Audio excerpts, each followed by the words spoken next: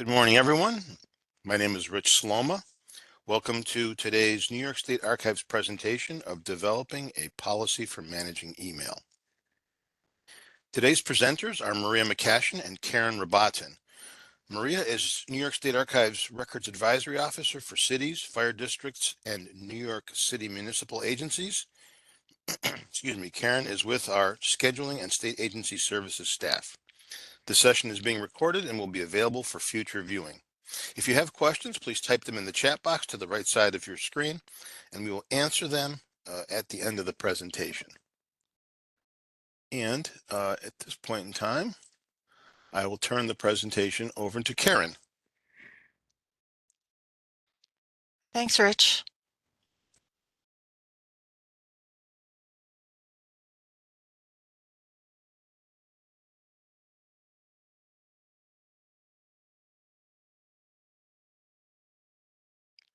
Sorry, Maria, do you have the slides up? Because I can't see them.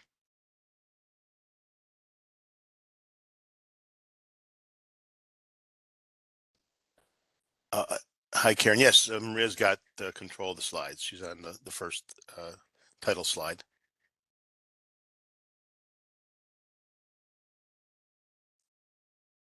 Okay, well, I'm not seeing them.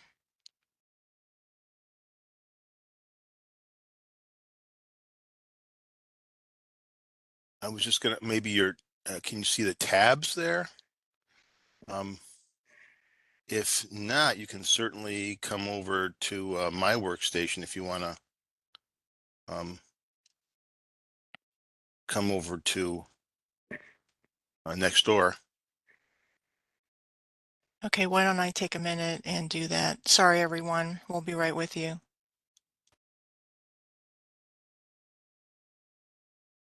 I could just get started on with this slide, and just let you know that the webinar is drawing its content from our revised publication, Developing a Policy for Managing Email. And we updated that in 2023. You'll be able to find it on our website under Records Management and Publications. We also include a link in these slides, and Rich sent a link when he sent the last appointment to you. The webinar and also the publications, they're intended as a starting point for writing policies and procedures for managing email. So today we're going to highlight some of the general principles and best practices for managing email. We're going to talk about individual policy components in the policy, and then we're also going to provide you with some examples. And everything we talk about today is discussed in more detail in the publication. The publication also has 3 samples for a small, medium, and large government, and you can use those and adapt them with details to address your own organization's needs.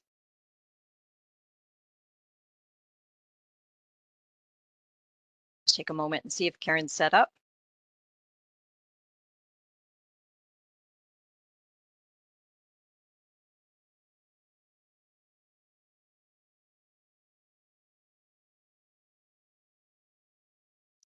I'm going to keep going with our agenda for today. Hey, Maria, I'm all set now. Okay.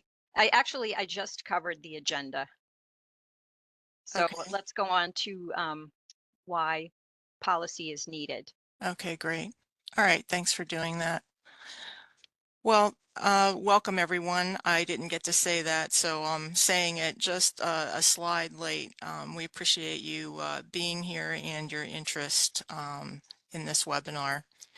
So why is policy needed? When considering email policy specifically,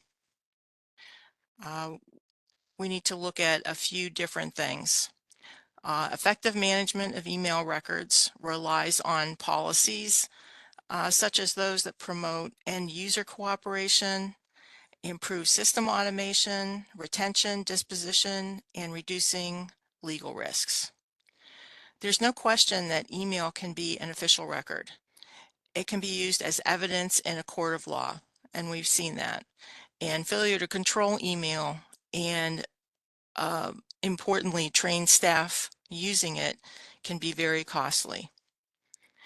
Likely your organization has been using email for a while now, and you may or may not have policy in place. Now, even if your policy development is done retroactively, the important thing is to have a policy that addresses these key issues, train staff on the policy, and enforce it. Input from key people in your government will be necessary for developing the policy. So who should be involved? There are a few who will be essential, and their expertise will be needed. So let's talk briefly about some of the staff to be involved in this process. First, an RMO, or a Records Access Officer. And this individual can assist with identifying records and retention. Information technology, and this individual would help identify the technology infrastructure and assist with the software. Legal counsel, necessary to meet compliance requirements and guide the response to a legal action or other inquiry like FOIL. A chief admin officer to assist with policy creation, setting, implementation, and any necessary financial resources. Key department heads, and these individuals can assist with identifying records and implementing policy. And others that we might include could be other records management staff, besides the RMO, to assist with identifying records and retention periods. An information security officer to help develop related strategies for confidential or restricted emails, and also staff involved with essential business functions to identify essential records and ensure their availability. Now, in addition to making policy decisions, this group might also advise on software solutions, for example, or identify sources of grant funding and training opportunities. And also importantly, to periodically review and update the policy.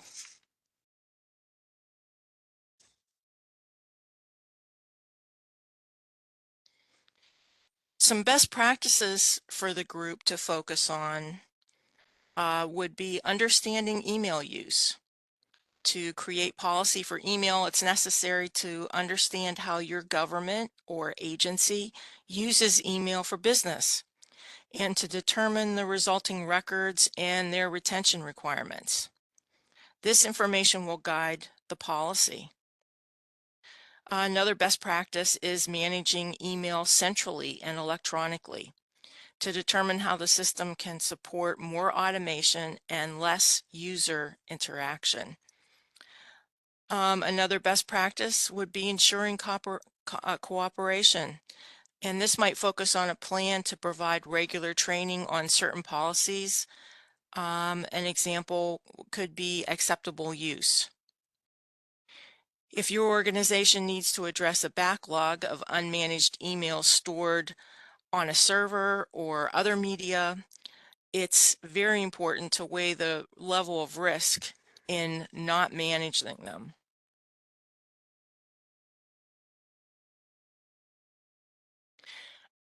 How can we weigh backlog risks? Well, these questions may help determine risks of destroying a backlog of email. The answers may require input from various departments and guidance from your counsel.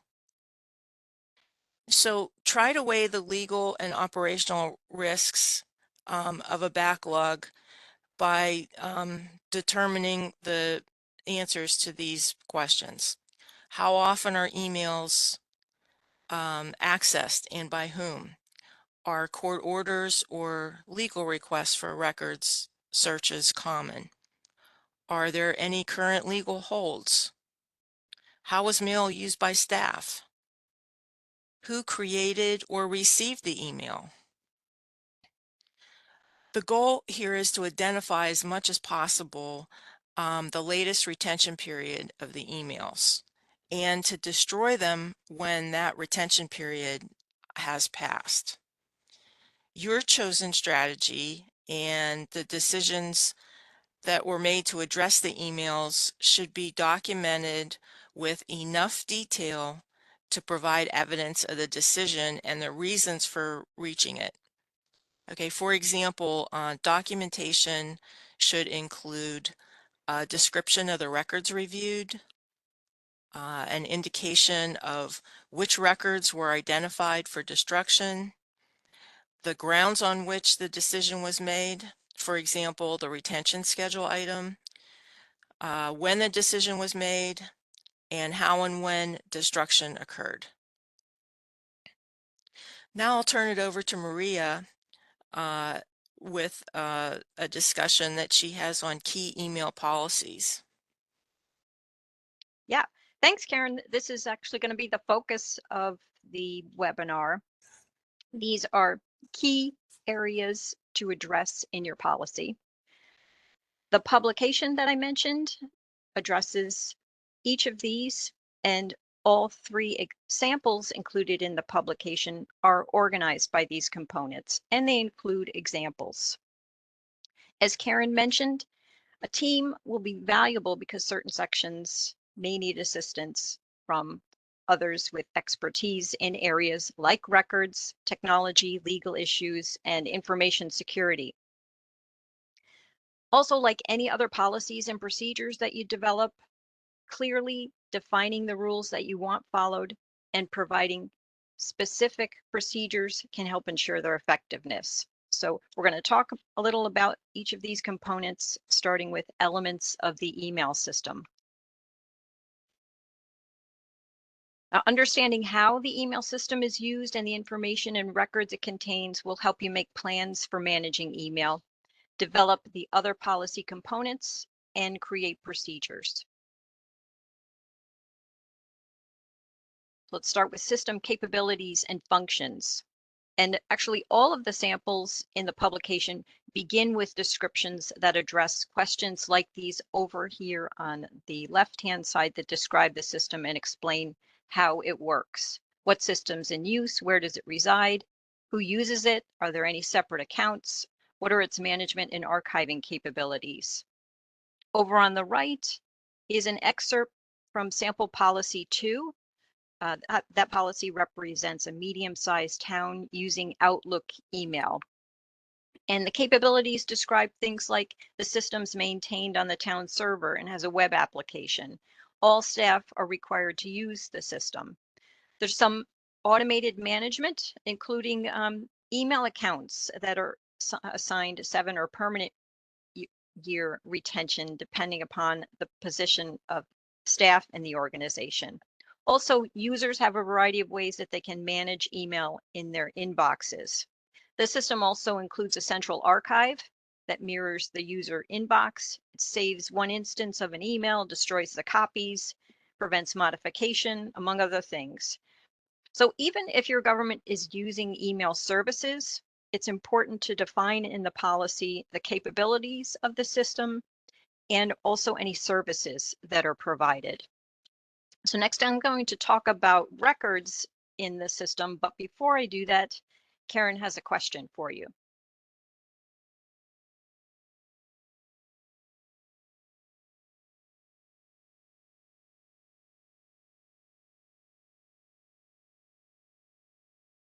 And you may be muted, Karen.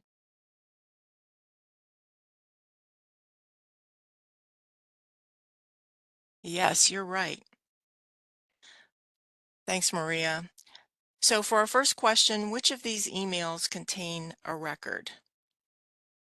So the choices are an email used to authorize specific actions, disseminate policies and procedures, approve payments, interpret terms of contracts, correspond with the public, customers, or constituents, request and approve time off, or solicit vendors. So if you answered all of them, then you're correct. These are all examples of email used for government business containing records. To document system capabilities in your policy, you need to know how the software works. You also need to know what records are created and received by staff to make policy decisions. To gather this information, you'll need input from staff in individual program areas. And you'll also need to find a way to obtain this information. Maria, would you help us with some suggestions on how to obtain this information? Yes. One possible way is to survey users. And that questions like these can help you get a sense of email in your organization. And any of these questions can be used to determine the best ways to manage email. So for example, email created or received, or any that are critical to work in a particular department or unit, or even those that can be deleted as soon as possible, can help determine records and non-records. Also, the number of emails created and received can help estimate storage needs. And knowing things like regularly deleted emails, which emails are regularly deleted, or which emails are saved by users, can help with making decisions about what functions might be helpful if they were automated, like applying short retention on the deleted items folder or auto-filing capabilities. Before I go on, Karen's got another question for you.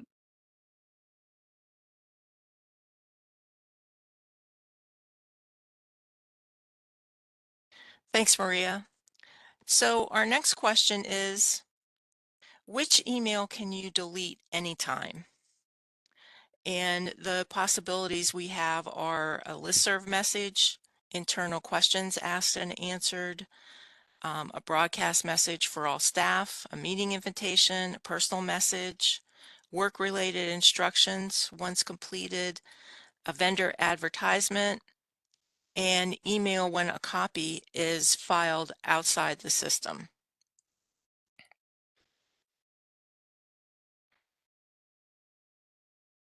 So if you said all of them, then you're correct. Do you get a lot of these? And if so, or if not, what other types of non-record emails do you receive? If you have something unusual, feel free to type it in the chat to share with the group.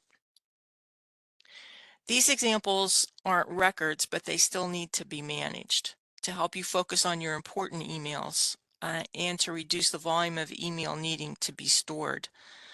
For these reasons, it's important to address them in your policy and also staff training.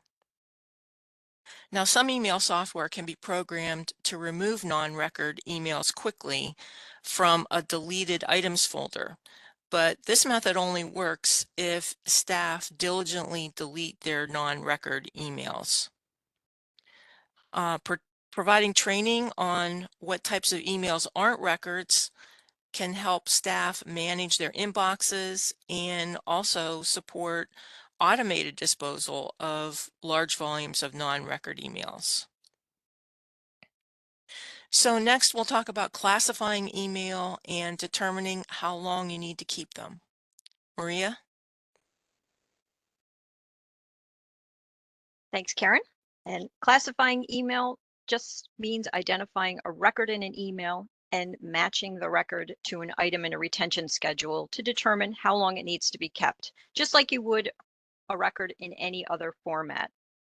And local governments can match those records to record series and items in the LGS1. I hope you're familiar with it. It's on the screen over on the right-hand side in the background.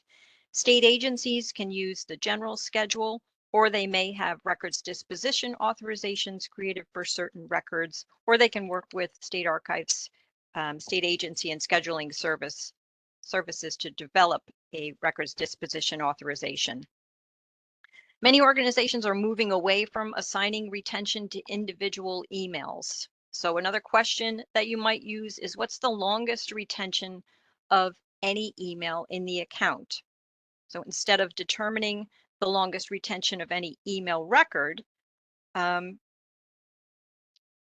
determining the longest retention of any email in the account can be one way to manage the email by assigning that longest retention period to the entire email account. So our email publication and its samples focus on classifying email at the account level. And this slide shows an excerpt from sample policy 3. It's modeled after a state agency, and it describes 3 retention periods assigned to accounts depending upon the program unit. It also includes staff responsibilities like deleting non-record emails, which Karen told you is important, especially for reducing the amount of volume of email. And then also removing any emails from the system that they want to keep longer than the retention period assigned to the account. The system also has capabilities like a spam filter from which staff can remove emails if needed and other automated functions. It also addresses maintenance of the email in its native format. Another area of policy to address is access and retrieval of email. The image on the slide is an excerpt from our sample policy 2. It addresses things like how staff find and can enhance access to their email, for example, by typing meaningful subject lines. It addresses how long emails will be kept in inboxes, where they'll be saved next, for example, in the email archive. Also, what restrictions apply to access, and also if there are certain types of email that require extra security, like those relating to law enforcement and personnel issues.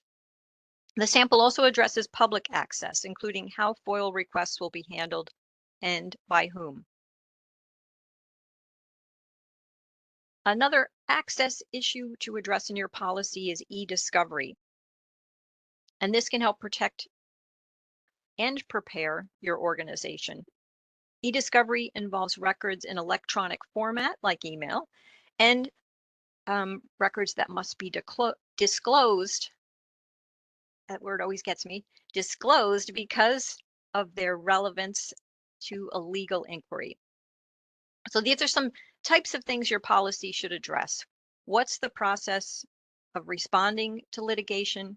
Who initiates the response? And what steps are involved? So for example, your procedures may start with legal counsel or the records access officer, but because records are involved and they're electronic, IT and the RMO may be pulled in to assist. And the more information available to legal counsel on how your email is used and the types of records in the email system, the more likely the requests for records will be handled quickly and efficiently, and that helps everyone. So before I move on to the next topic, Karen's got another question for you.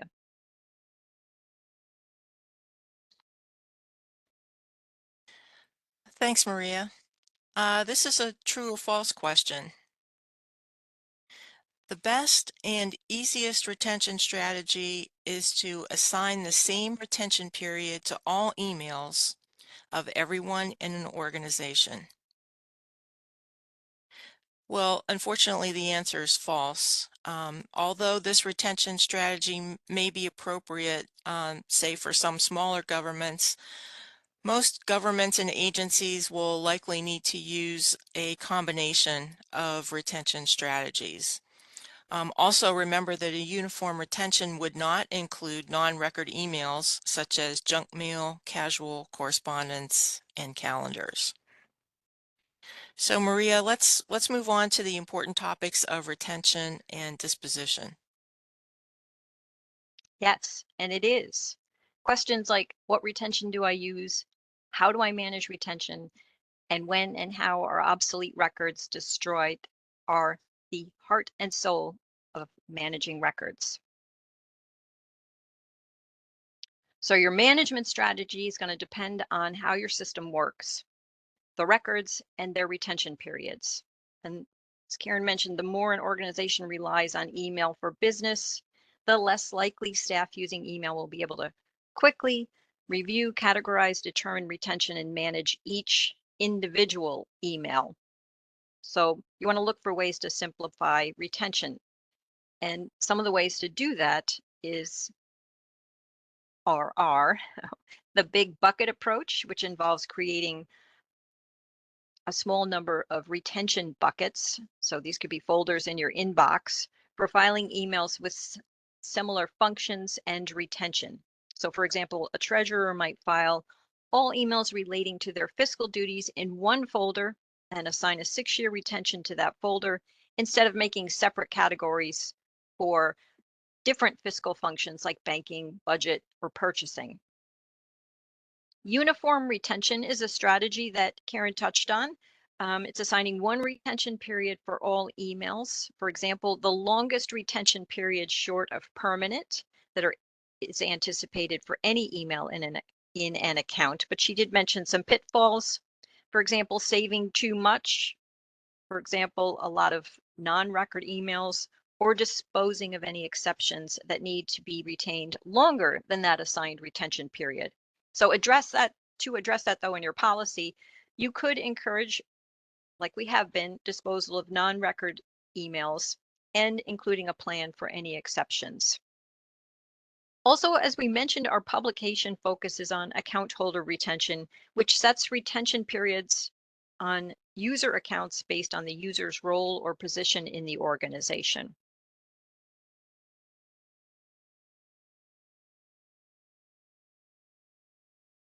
And these are some examples of positions that are identified in our samples and different retention periods assigned to their accounts based on the records anticipated to be created or received in those individuals' email accounts. Remember, these are just samples, so you want to determine your own organization's records and their retention periods, and set up your own retention periods that are appropriate for your organization. If your organization has an inventory of records by department, for example, which is how we recommend the inventories are set up, it could be a great resource for anticipating email records in various departments or individual user accounts. And these are some examples of additional automated retention periods that could be applied using Outlook system capabilities. And these examples are used in our email policy number 3. Things like deleted items and junk mail. These could be set up with an auto deleted period that's shorter than the rest of the email. And that can help keep volume down. All other emails and calendars could be archived after a period. And it could include a process for putting a hold on an account. So in the event of something like e-discovery or litigation, and that can help prepare your organization if email happens to be involved in litigation. And then once the issue is resolved, the normal retention of the account can resume. The graphic on this slide, I didn't put it up there so you could read it. I just want you to know that it exists. This illustrates Outlook's messaging records management strategy and provides ways that you can program your system to automate some email management functions. So for example, retention policy tags can be assigned to user accounts like those that we mentioned previously, maybe with 7, 10, and permanent retention. Now the tags would be assigned by the system administrator, so you would need IT involvement, but the decisions about the tags would involve other members of the team, including the records management officer. Policy tags could also be assigned to default folders like deleted and spam. And then in Outlook, there are also personal tags, and everybody using Outlook has an icon that is described as assigning policy. It's a little filing cabinet that's part of your menu bar in Outlook email. And now the system administrator can include a variety of retention periods that, again, your organization would have to decide on in a drop-down menu. And then individuals can assign personal tags to folders that they create in their inbox or individual items. So Outlook and other types of email like Gmail, they also have other built-in email management capabilities. For example, auto filing. And these features can help manage the amount of non-records email. So for example, you can set up an auto filing rule that sends non-record email to a specific folder with a short retention period. They're also useful for auto filing emails that contain records that you regularly receive, and the emails need to be managed, so you could file them to a specific folder that you set up in order to manage them.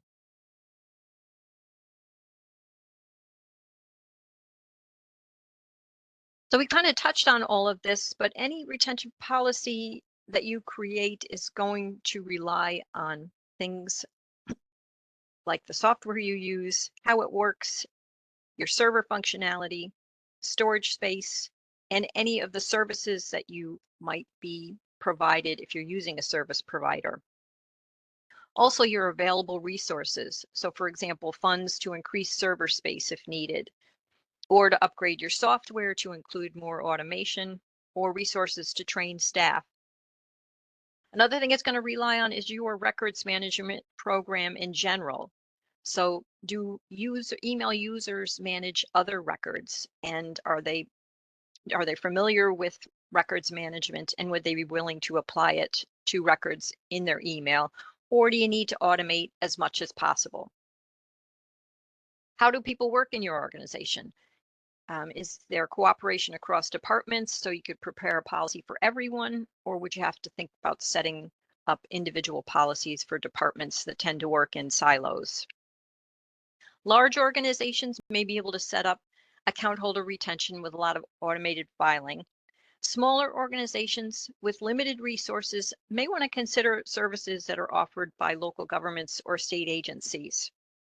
So for example, the Digital Towpath Cooperative, this is what our policy number 1 is modeled after. This is a service for local governments and nonprofits. It's a local government itself.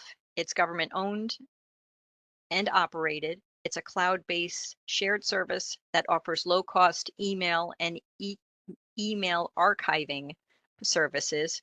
It also offers web services and email management, or email and electronic records management. BOCES offers services to school districts, and some BOCES even offer services to municipalities. There are some counties that provide email services to municipalities. New York State ITS, or Information Technology Services, provides services for state agencies. And there are free options like Gmail or commercial providers like Verizon. I think I mentioned this, but if you do decide to work with a service provider, you want to choose services that include records retention functions like filing, retention, and disposition, and also define all of the services that are provided by that system in your policy. So next up, Karen's got another question for you.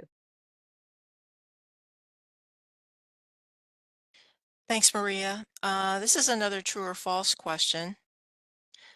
And it is, when I delete my email, it is completely gone. Well, the answer to this is false. When you delete an email, it goes to a delete folder, which you can empty, but that action may move it to a recycle bin or an archive until the system administrator destroys it completely, if they do that. Also, most email systems have disaster recovery backups, which must be retained for at least 2 or 3 backups. Maria, what should we know about storing emails? Well, when you're planning storage options, you want to determine what options are available to you. And also consider how long your emails will remain on the server and whether removable storage media should ever be used. For example, in a small organization, if email was used strictly for routine communication and not used that often, managing storage might just involve deleting emails from the email server after 6 years. A larger organization with a lot of email and varied retention may need to move emails with long-term retention from the software to another location for long-term storage. So for example, like a separate email archive or an electronic content management system, or possibly a filing system that's been set up on a network. Emails with retention periods of 6 years or less, they might be okay on removable storage media, but you want to weigh your risks because removable storage media is generally not that stable, especially long term. 6 years isn't too long, but sometimes it is as far as technology goes. It might be safer just to store those emails on the email server and then purge them after 6 years. So Karen's got another question for you. Thanks, Maria. Let's consider this true or false question. Daily backups equal long-term storage? Well, in keeping with the trend, this answer is false also. Daily backups are not a long-term storage plan. They are intended as a disaster management strategy. The data can be compressed to save space and also may be encrypted. They have a short retention period, and as we mentioned, can be destroyed after 2 or 3 backup cycles. Now, what about long-term storage or archival storage? This type of storage is for maintenance of permanent or long-term data. Unlike backups, stored archival records are the primary copy of the record, not a copy to be used in disaster recovery. Archival data should not be compressed, and archival storage includes one master copy and at least one duplicate copy maintained remotely, so the same disaster can't affect both copies. So let's move on to email preservation and information security. Maria? So preservation of long-term emails is part of the policy that will likely need IT involvement. These are some things that your policy may need to address. How long are the emails preserved? What formats and media are used? How does your organization track and manage migration? How does it ensure media integrity? And for state agencies only, you may wonder, if you have archival records, how do you transfer those to the state archives? So state agencies, if you want to make arrangements to do that or talk to someone about it, here is the email address you can use: archtransfer, ARCH transfer @nysed.gov. If you do have emails requiring long-term preservation, your procedures might include how emails will be removed and maintained outside the email system and converted to a format for long-term preservation. So 2 industry standards for long-term preservation of email include PDF-A and XML, which is extensible markup language.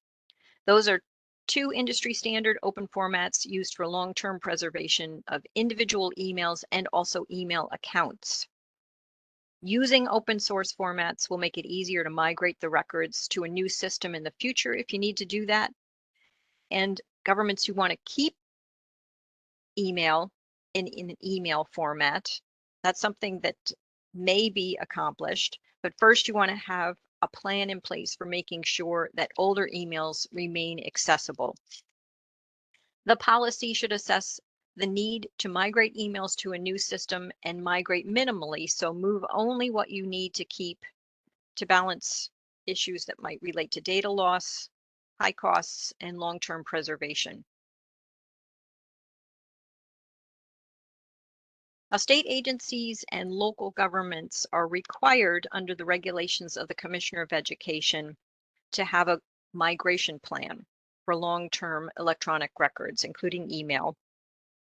Having one for any records that exist solely in electronic format is a recommended disaster prevention strategy. So it's just best practice to have a migration plan. The regulations are summarized on the slide.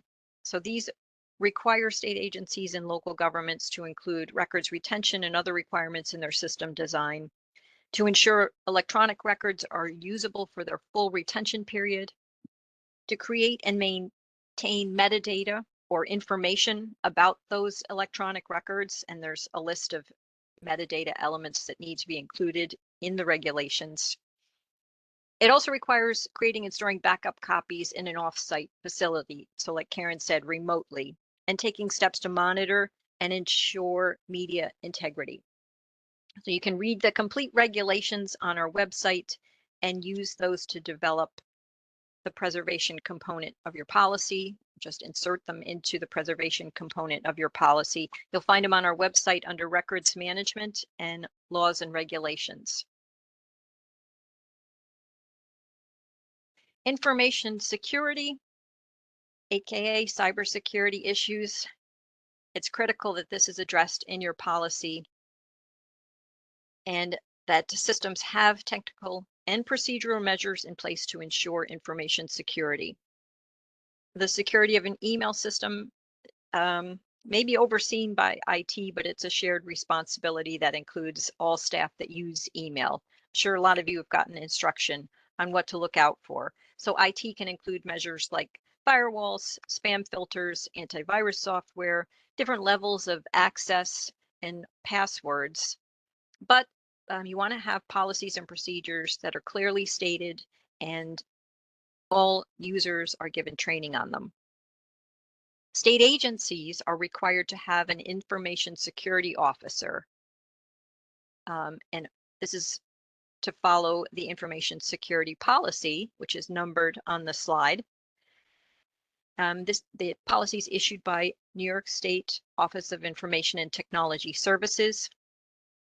It lays out the responsibilities of a state agency ISO in the policy, and that information could be incorporated into your policies and procedures. It does apply to state agencies, but it's a sample that local governments can take a look at, maybe incorporate elements of it into their own information security policy. And either state agencies or local governments can contact New York State ITS if they have questions about email security. Now, Karen's got another question for you. Speaking of questions.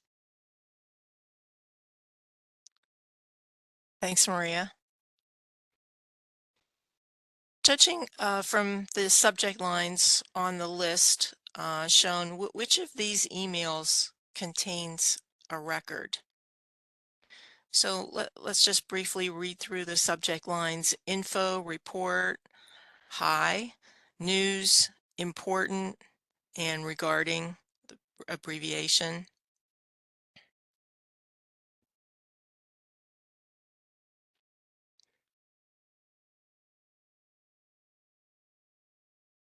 So unfortunately, there's no clear way to know without a policy or a procedure in place whether any of these subject lines would contain a record.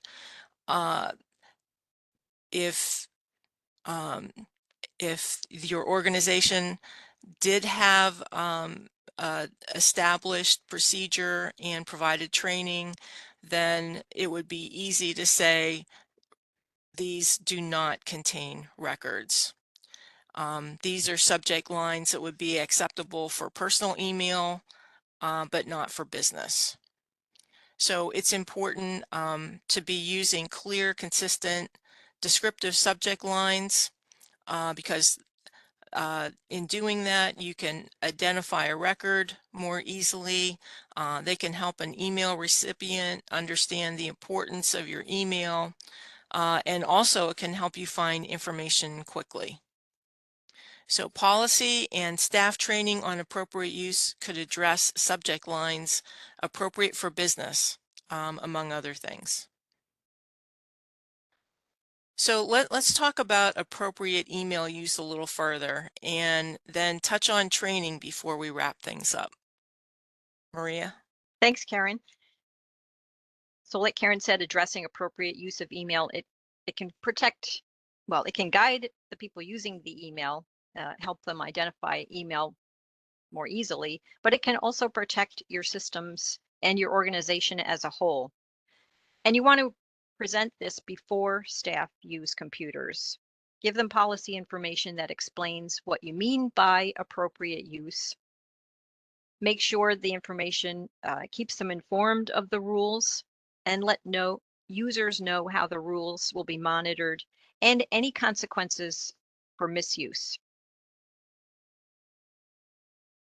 To protect users, your organization and your systems, your policy should remind users to respect the personal privacy of others. So for example, the policy can identify information that staff must not transmit through email. Things like, and there's so many, social security numbers, medical information, credit card numbers, bank accounts, driver's license numbers, addresses for individuals, phone numbers, birth dates. They should also respect state and federal laws and regulations, and staff should be reminded that these must be followed. Very important, they need to respect the integrity of the computing system.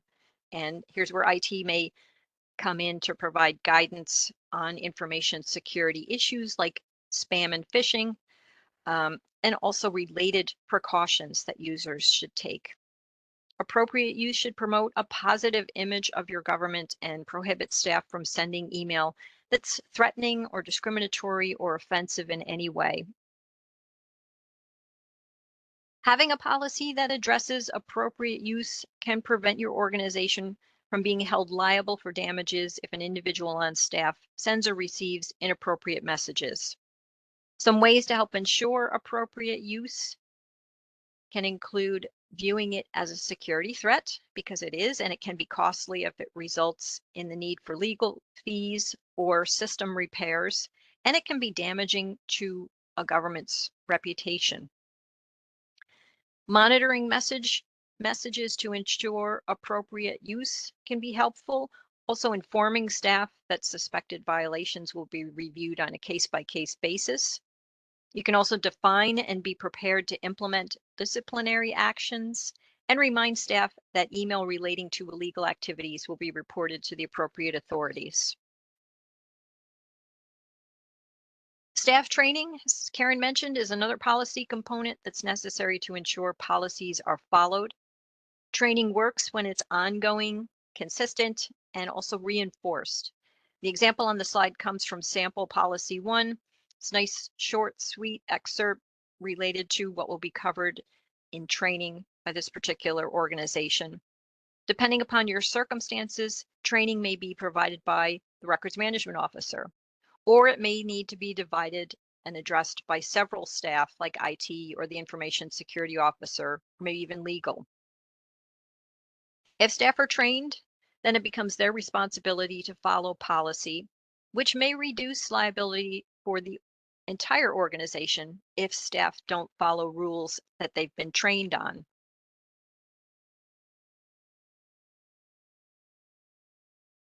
And finally, in your policy, it can make it easier to follow if it assigns roles and responsibilities. These are some key staff, which Karen mentioned at the beginning of the webinar, that may be responsible for developing policy components.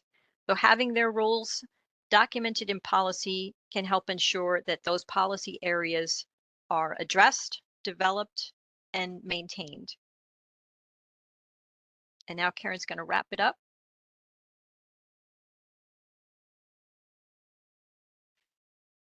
Thanks, Maria. So here's some final thoughts to conclude our webinar. When you're developing your email policy, you can review sample policies in our publication. You can also learn how others have handled email. For example, you can talk to other local governments or state agencies, or even look at published policies on the internet.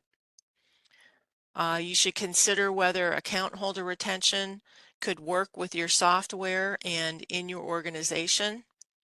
Also make use of Office 365 or other email software tools to automate management as much as possible. And this may be the best way to ensure cooperation. And finally, you can contact the state archives if you need assistance. We have resources on our website you can refer to. For example, a recorded webinar on email management. This is an introduction to strategies for email management related to record identification, filing, retention, disposition, and preservation. Are developing a policy for managing email publication, which provides more details on policy content. And also don't forget, it has the 3 sample policy outlines for a small, medium, and large organization. Agencies and local governments can use these as a starting point, adapt them and update them as needed for policies that meet their specific needs. The sample policy for a small local government in our publication was created around services provided, as Maria mentioned, by the Digital Towpath Cooperative. This is a low-cost local government owned by its local government and nonprofit members. It provides services for email and email archiving, website, and electronic records management. And finally, questions. Anytime you can email our general email address, recmanagement@nysed.gov. And I just want to say thank you very much for your participation today. And I'm actually going to pass this headset off to Rich and then go back on my other headset. Maria? Yes, thanks, Karen, and ditto. Yes, thanks everyone for joining us today. And do we have any questions? And Rich?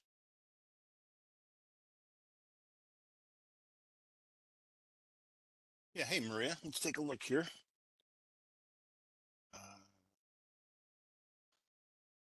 Yes, we have a few questions here. We have one from Sarah. Good. Is there a way to provide a handout where the text of the slides? Okay, so she's asking about the handout of the slides. The handout is in PDF format, and if it's on your screen, you can kind of magnify it on the screen. But as far as printing it out, if anybody wants a bigger copy of the presentation in terms of PDF, just send us an email at arctrain at nysed.gov, and we can send that to you. Okay. It's got a question here from Rob. Is there any plan to publish a new release of the records retention and disposition schedule? Well, we do intend to keep them both up to date. There's no date set. The LGS1 was updated in 2022, so it's fairly recent. I don't know if he had any particular about specific questions. And if he is referring to the LGS1, or is he referring to the state agency general schedule?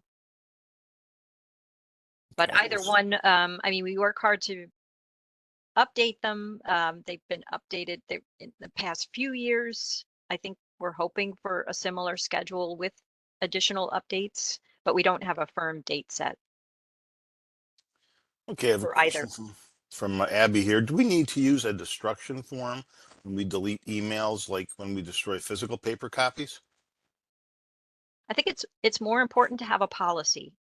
It would be, I mean, you could document then the plan for disposing of Well, it depends on your policy. If disposing of buckets of emails or a uniform retention period assigned to certain emails or user accounts, I think the policy is going to be more important than having a destruction authorization form, which may be difficult to implement because everything's automated, or because things can be automated. You could have an online, authorization set up in order to dispose of an account or emails. But I think it's important to define how this works in your organization as much as possible in the policy, just to show someone that, for example, a group of emails or an account that was just disposed of is part of regular business. Okay.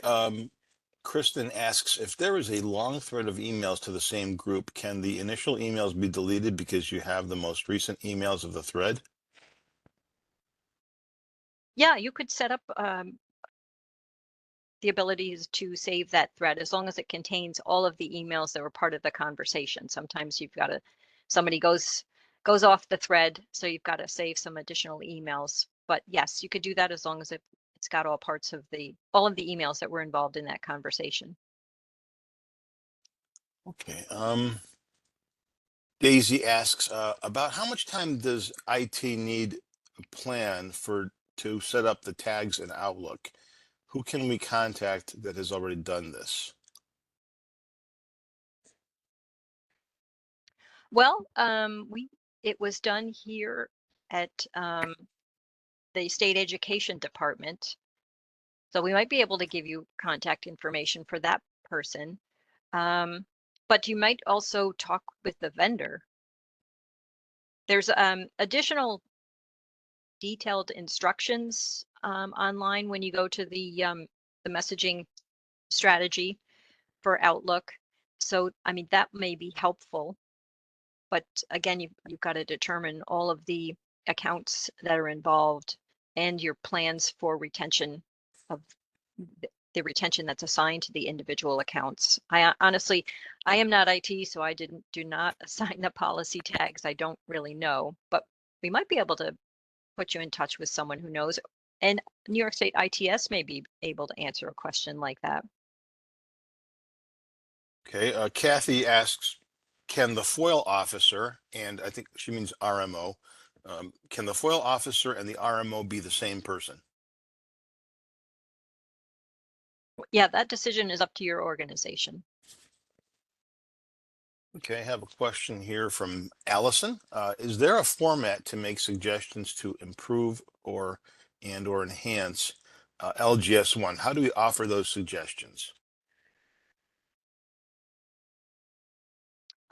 Through rec management, that if you have suggestions, we're always looking for suggestions for improvements to the retention schedules. So please feel free to send us your suggestions through the rec management at nysed.gov.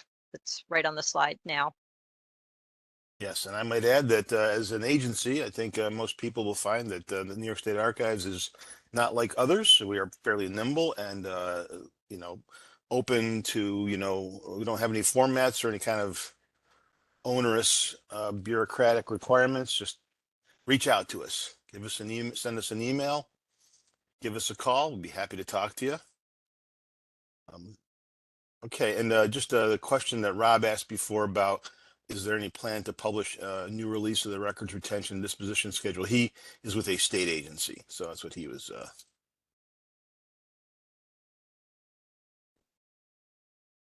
Okay, a few folks Yes. here said the first two links in the last slide go to 404 page not found. I'm not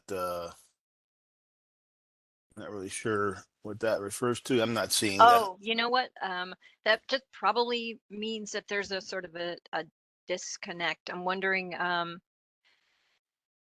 let's see, what were those for? Oh, okay. So one was for the publication, one was for the webinar. So you may need to go directly to the State Archives website. Sorry about that. It also may be because how it's captured in the PDF Right. So you'll find that webinar, email management, and when this one is recorded, it'll be if you go to our website, up on the top, click on workshops and then webinars, and then you can just scroll down to the title. They're in alphabetical order by title. So Right. under workshops and webinars, you'll find it on our website. We also put them on YouTube. So you could listen to it on your phone if you'd like to. So if you Google New York State Archives and YouTube, you can find our playlist. And I'm not sure what this one will probably be under electronic records. Yes, and then we also have a pretty good search feature on our website too. That's what I do. I work here. I type something in and it takes me right to it. I've always Yeah. been pretty happy. I'd say Christopher also put in the link there too. Okay, I got a question from Kathy. Can the FOIL officer and the records access officer be the same? Oh, I think that's what she was talking about in terms of RAO, records access officer. That is the same. Well, actually, sometimes, you're through, I believe that through the Freedom of Information law, a government or state agency has to appoint a records access officer. So it's up to your organization to appoint that person. Sometimes it's legal, sometimes it's the RMO, sometimes it's a separate individual. So it depends on your circumstances. I hope that answers your question. Okay, so we're about a minute after 11. I don't see any additional questions. Any final words, Maria or Karen? Thank you very much for attending today. Feel free to, as Rich said, find any email address you like and contact us if you have questions. We'll be happy to help. The rec management one will get you right to Karen and myself. And thanks, Karen and Rich. Great. Yeah, I just want to mention Maria and Rich. Uh, to thank everyone for attending today, for participating, and also just as a reminder, in addition to the workshops or webinars that we noted in the presentation today, there are a lot of different webinars available with additional topics, things that you might find helpful when you're working on your email policy. So please take advantage of the resources on the website. All right. Well, thanks everybody for attending. And until next month for the next webinar. Thank you.